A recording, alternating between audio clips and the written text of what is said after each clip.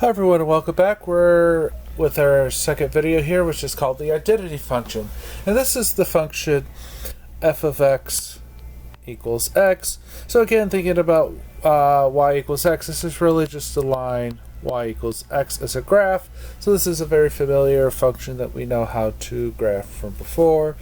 And so you should know some typical points on this graph. Some typical points will be, let me get a red pen here.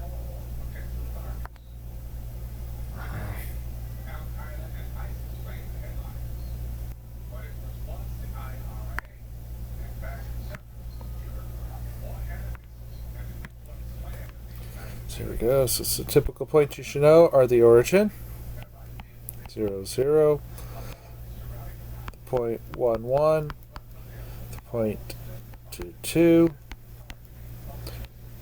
the point -1, -1, and the point -2, -2. There's plenty other points you should know, but in terms of what we're going to do in transformations in a little bit, you know, 4 or 5 points is usually what you need. So I'm going to demo with 5.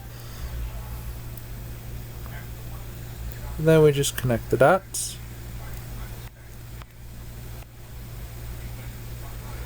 So that's the graph of, so this is f of x equals x.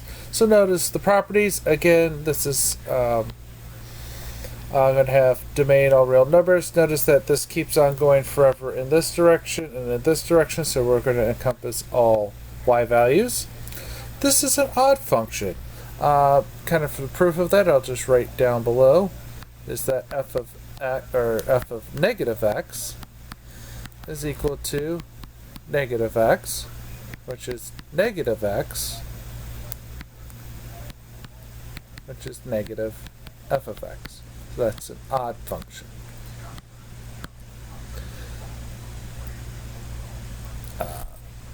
So end behavior.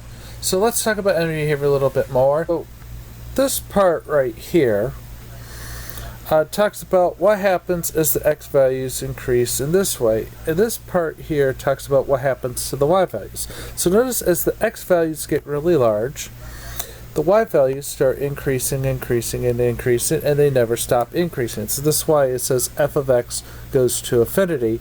That's because this is just a euphemism, meaning that f of x does not stop growing, and or f of x, or the y values don't stop growing in the x direction. The book will call this going up to the right, which is perfectly fine. So this behavior means that the function, that means goes up and right.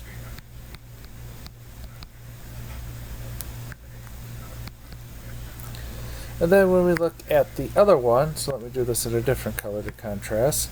So this part here talks about when x goes in the negative direction. So as x goes this way, notice that our y values keep getting smaller and smaller and smaller. So that means that x gets really small, y gets really small. And the book refers to this as going down and left.